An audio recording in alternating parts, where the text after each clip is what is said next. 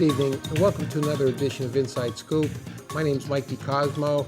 Along with my co-host, Dave Sosar, we have an exciting show planned for you this evening. We have outgoing Luzerne County Commissioner Chairperson, Maryanne Petrilla with us. And what Maryanne's going to be discussing tonight is the transition into the new form of government, some of the things that she has to wrap up before she leaves office, including this year's budget, and just her overall feelings and some of her experiences in the time there. Our other co-host, Rick Morelli, who you see with us every week in the show, has recused himself from any show dealing with the upcoming charter fight because he is a candidate. So, Maryanne, I'd like to welcome you to our show this evening. Thank you very much. I'm glad to be here. It's been a while. Yeah, it has been too long, but Maryanne, to cut right to the chase. I mean, we're going to miss you down here in the Hazleton area, especially. It's but boy, I mean, you've been great for the area. I mean, obviously, to elevate yourself to the chairmanship up there, maybe the last person standing up in the courthouse. I mean, the names have changed so much over the last couple of years, but again, there still is work to do. And maybe generally, I mean, what you're going to be doing in terms of budgets. What maybe that you're proud of that you've accomplished in the years you've been commissioner up there? Well, I make a joke all the time because I say I'm the worst lame duck ever, because we have been so busy this past year working with the transition committee, obviously, as well as trying to complete the goals that we set for ourselves 4 years ago. And one of those being that we're just wrapping up right now is the time management process. Somewhat controversial, however, our money managers told us that in order for us to gain credit rating and to get better credit standing within the financial world, we needed to do A, B, and C, and one of those being time management, and that is to make the employees more accountable for their time.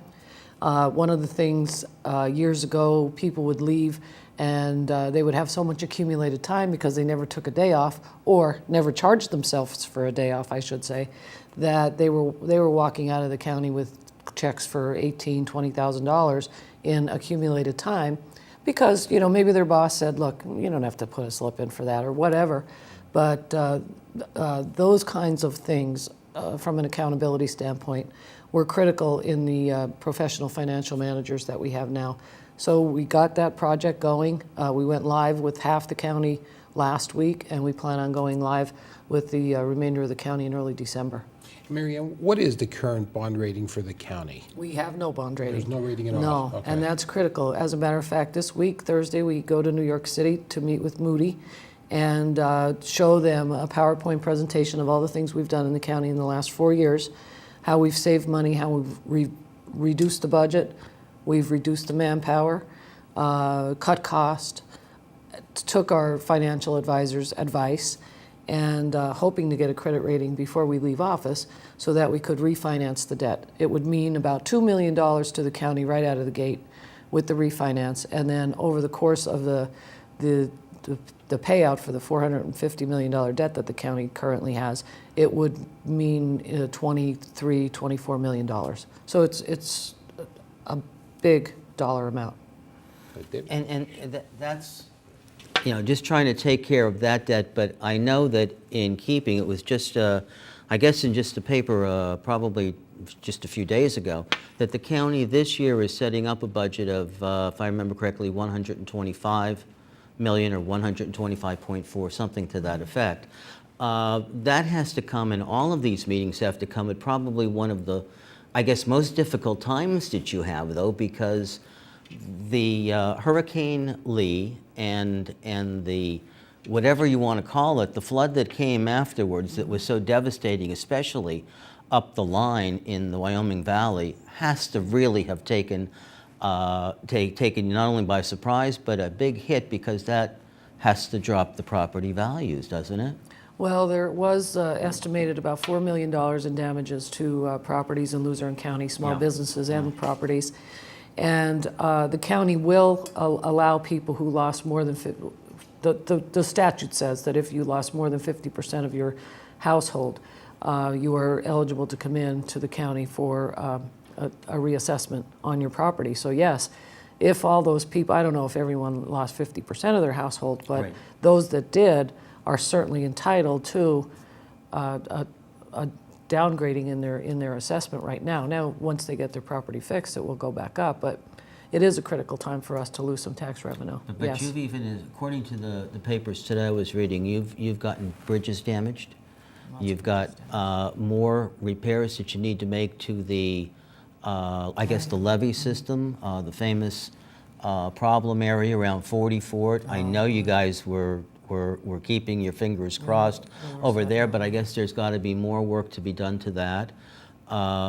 As I said, there were about 4 bridges that I recall, and even the county courthouse, I guess, has courthouse taken on some damage as well. So The courthouse, all this, yeah. can't be easy right now. There was water damage in the courthouse, and unfortunately, we're under construction right now, Yeah. refurbishing of the dome, and it was just bad timing because a certain seal was removed from the dome right at the time the storms came, which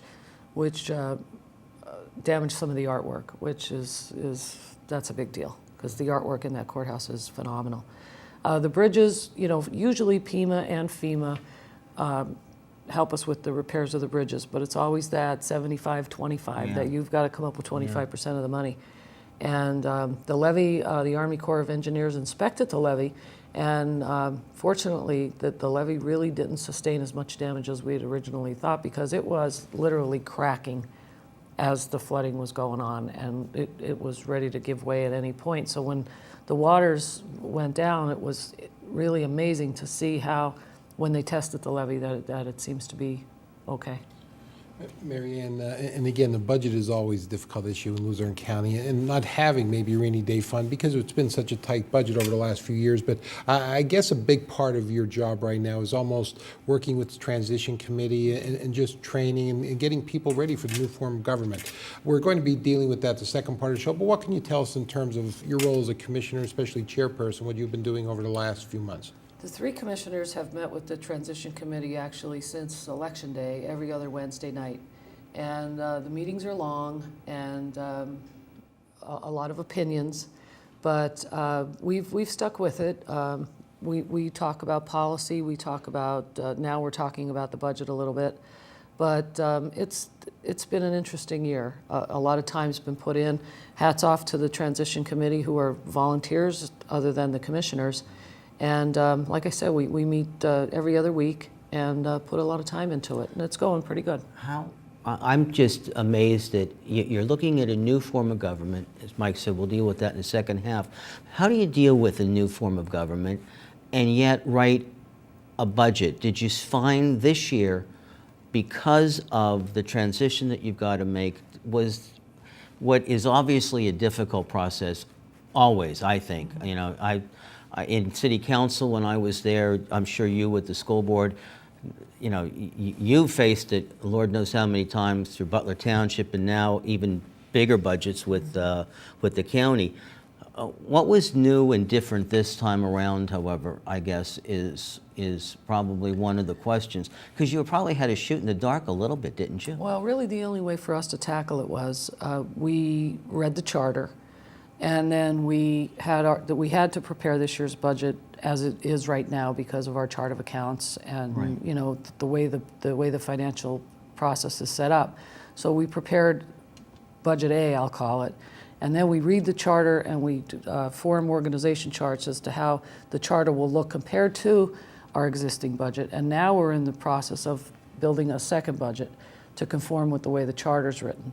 So it's a little tedious, and pretty much it's actually doing 2 budgets to see, how's it working now and how will it work, and then just transferring all that money over into the different divisions that the home rule charter will break out to.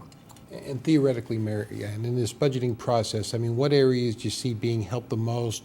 Well, what do you think areas are going to be hurt? And I have to tell you up front, the people coming to my tax office, the tax collector part of my office, come in, people know why they pay school taxes, they know why they pay local tax, but, the question I always get, what are we getting from the county?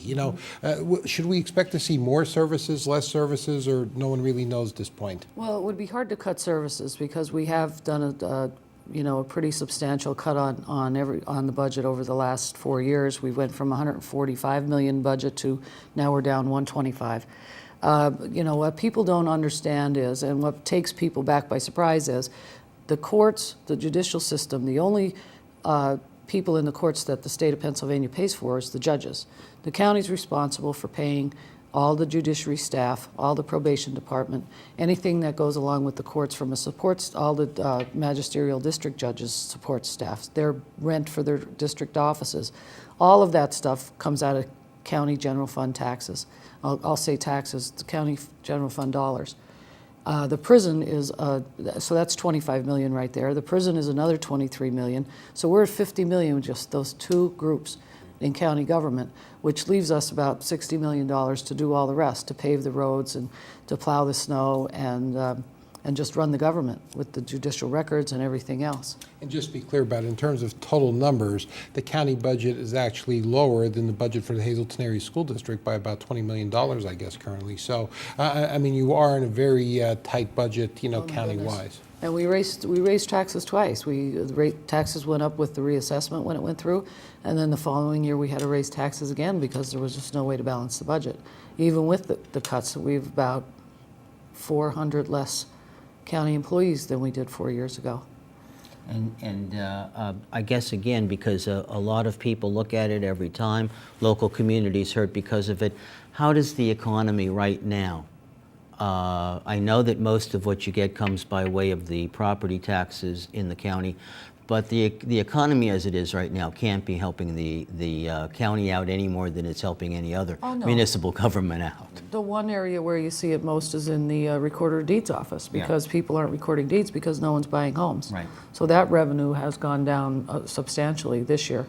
I had a friend that was talking at one time about going in and you could find any number of assistants or lawyers and all that in the office doing title searches and all that. Now it's like a ghost town. Yeah, that's the truth.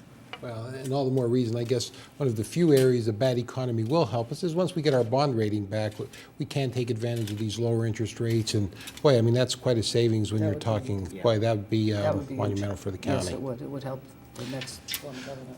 Let's take a break here. We'll be right back with our second segment. In that segment, we'll be talking about transition into a new form of government, so stick with us. Thank you. Welcome back to the second segment of tonight's Inside Scoop. In this segment, we're going to talk about the new transition we're going through here in the county. A year ago, we voted for a new form of government. No longer are we going to have county commissioners. Unfortunately, Maryanne is no longer going to be there come 3 months. And here in the Hazleton area, Maryanne, we voted about 2-1 to keep the old form of government. But countywide, I guess, a loss by about 10%.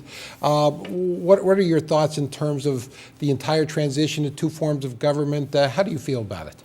I think the first year is going to be a very tough year because I think that some of the people coming in feel that change is necessary for the sake of change. And my opinion personally is that's a serious mistake, because 3 years ago, as we were making transitions with personnel, for whatever reason, we had a very good hiring process. Most of the people that are in the directorships right now hold master's degrees in their field and are apolitical.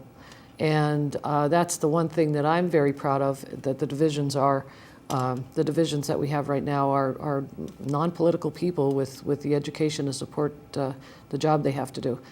If they come in and just clean house, number one, it wouldn't be fair for the employees who have worked so hard to make Luzerne County a better place. But number two, just that transition and that learning curve that people need, it would be a setback. I really think that it would be a setback. Yeah, the point you made, Maryanne, and I made that, and I still haven't met 5 people who read the charter from cover to cover, including myself. Now, I know Dr. Sosar did, but other than Dave, I'm not sure of how many people did. And Dave, your thoughts? Well, and I agree with Maryanne on this point. One of the important things that's going to have to be done, and I know that there has been some consternation on this, and that is particularly the supervisors or the department heads. And I don't think that there's been argument about putting in interim people until the county council and the manager can take a look at who really should be filling these positions. And I don't know if you have to go that far. You've got quality people in there at this point. leave them in until and or if in an evaluation when the council and more importantly the county manager, whoever that may be, comes in and can start doing a broad-based evaluation. The administrative code is going to be the important thing right now, and I've got probably a little bit of background in that, not as much as what you guys have in trying to work on this one this time, but I remember from the city administrative code. And what you want to do is have it flexible enough at the beginning. Yeah, you want an administrative code. You want it right. You want it to have a framework. But what you see happening in the months to come and in the first year or two, you'll know what you need to change and what you don't need to change.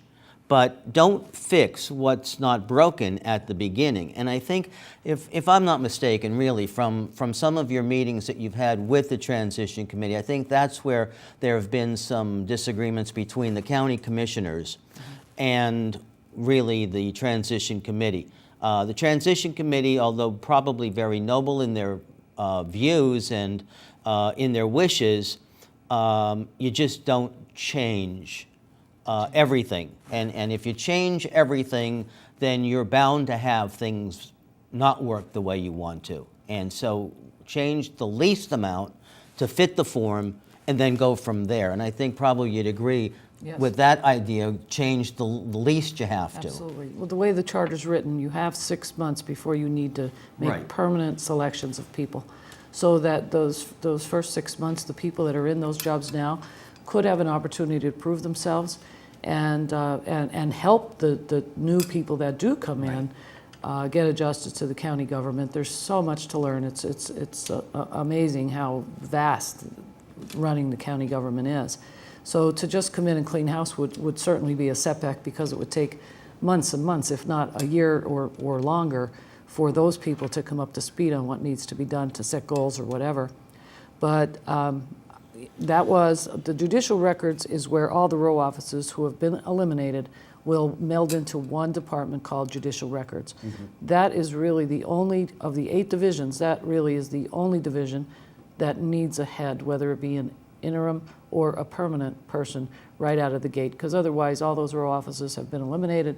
They would have no one to help them get their new offices set up. I'm going to put you on the spot.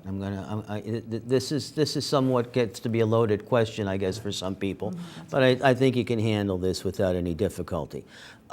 Because you know when you run for an office like county commissioner, you know, you've got a good idea what's going on, you know what's going on in the county, everybody learns, but really to learn the entire county structure, to learn the job of a county commissioner, how long does it really take? Because that's really what we're talking about. Every person now coming on in as a county council, as a county manager, how long is the learning curve, basically, that you'd want to take a look at? A year? Oh boy, easily a year.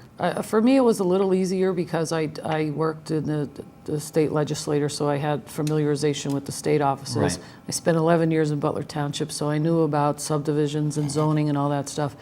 But for the average person who hasn't worked in government, at least a year, minimum. Commissioner Cooney is the good example, because he came in 2 years ago when Commissioner Skrepnek resigned, and he, to this day, shakes his head and says, I just can't believe it. There's just so much stuff. I just can't believe it. And we chuckle all the time, because I always say, Cooney, would you do it again? And see, I would argue that fact. I think that's true with every government that's out there, every authority that's out there, everything that's out there. People look at this, and let's be honest, in county government, same as local government, people don't give it a second thought until it's not working the right way or something breaks. Right. If the garbage doesn't get collected at your house tomorrow, you'll be all over the place with phone in hand saying, where is the garbage collector? But you take for granted every time you turn the water on, every time a police officer drives down your street, every time the fire engine goes by, and everything else. And that's the unique thing about local government. Yeah. Maryanne, and I think your time in the controller's office was very valuable. Just knowing, and understanding the inner workings of Luzerne County government. And two things that really worry me, I guess, about the incoming government. Number one, the manager, I think, is the key to this government working well and functioning properly. You've already declared you're not going to be an applicant for the position. Is that correct? That's right, yes. I felt very strongly that the people have spoken. They want change, and we need to give it a chance to work. I certainly don't want to see the government fail, especially after all we've put into it. So we just need to give it a chance to work. But I will be the first one to be pretty upset if I see decisions being made that are really only going to end up costing the county money in the long run and going in the opposite direction. We tried to downsize government. We lowered the budget. If we start making, if the new Home Rule Committee starts making decisions that are going to turn that around, that's when I may become vocal again. And the second point, Maryanne, is this Home Rule Committee. And I'm probably very biased, but I consider myself a political junkie. I could tell you we're electing 11 people. There's maybe 4 or 5 people there I know anything about. When I voted for Maryanne Petrilla, I knew about you. I felt very comfortable casting a vote for you because I knew of your background. I knew the type of person, other than Rick Morelli, who's staging, and not because Rick sits up here with us, he's staging a very active campaign. I haven't seen anything throughout the county. I mean, who are we electing? I mean, 11 people, 6 of these people are going to be there for 4-year terms, 5 for 2-year terms. I mean, these top 6, I mean, they're going to be making decisions for the county over the next 4 years.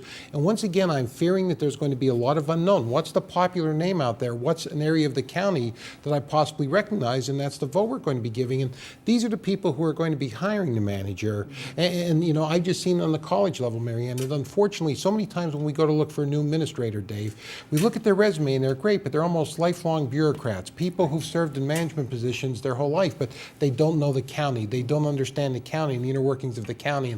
And that scares me. It really does. Yeah. Well, I know someone I know very well, their son got a job, and their son was a mid-2 student, 2.5 or something like that. And it wasn't a 4.0 student, but the company was looking for someone who was an all-around solid individual, who had the maturity. So that's what we need here. We need people who are going to be committed. And for the life of me, there's some people on the ballot that I can't figure out why they did it, because I don't think they realize what they're getting themselves into. But we have to just wait and see. And it's hard to educate the public on who's running, because campaign financing is tough enough when you're running for a really big job, and when you're running for a council job, you don't have the ability to raise a lot of money. Therefore, you don't have the ability to get that message out as to what you stand for and what ideas you may bring. So it's an important election day, but I agree with you. I think people are just going to go in there and flip switches and maybe vote straight just for the sake of voting straight and casting those 11 votes. But I hope that people take the time over the next couple of weeks, read whatever literature comes out on all the candidates, and at least makes an informed decision. Or don't vote. If you know you like 5 people, vote for 5 people. Don't vote for 11. Just right. I think you need to get the best quality that you can in there. But one of the things I would also argue too, and I don't think that it's going to be beyond what expectations there might be for the beginning. We've heard the transition committee mention so much that really the authority is in the county manager, not in the council. But I would beg to differ that the council, just again in that learning curve, you're going to have to see them, and which really will refute some of the things in the administrative code, have to be involved, have to see what's going on. You and your colleagues as county commissioners were there through this flood for, what did you say, well over 30 hours. I would expect not only our county manager, but I would expect to see, if God forbid we have a second type of disaster, that our county council members are there too. Now that's not part of the code, but you want them to be able to see what's happening in different areas, to know how they've got to be able to respond and what their county manager is going to ask of them. I think that's important.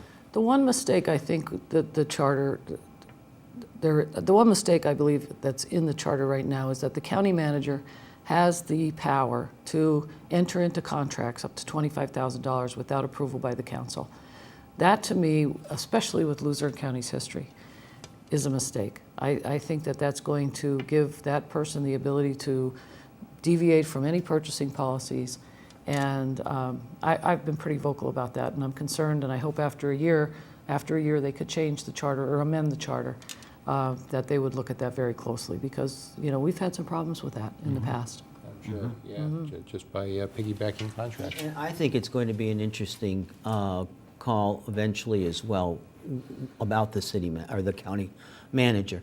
I'm hearing 70 resumes and things like that being handed in. Be honest with you, right now I can't picture 70 people that are going to meet all of the specific requirements and qualifications that the code in fact calls for. You know, it might be something nice that I'll throw my hat in the ring or this or that. Well, And I am not, by the way. Some of those people you are know, it's- monster.com junkies, Yeah, and they apply yeah, for every job, yeah, whether it's exactly. maintenance or... Exactly, but I think, and this is going to be an important task, but to narrow that down to really get the person of quality that you expect, and I think you're right. But having said that, if you get somebody and their job really depends on that, my opinion is, again, I've been vocal on this a couple times, I don't want to see any manager get longer than a 1-year contract, period. I want the Walter Alston. Not out of the gate. I agree. Not out of the gate, 1-year contract. Let them earn it. Maryanne, unfortunately, we're out of time. I just want to say thank you for coming. On a personal note, I'm certainly going to miss you. You've done an outstanding job as our commissioner, as a friend, and I know the lower Hazelton area, the lower Luzerne County area is going to miss you greatly, and I just hope we get someone of your ability in there in the Well, manager thank you position. very much. Thank you. Thank you for joining us again on another edition of Inside Scoop. We'll see you on our next show, 2 weeks, with School Board President, Mr. Clarence John. Thank you for tuning in.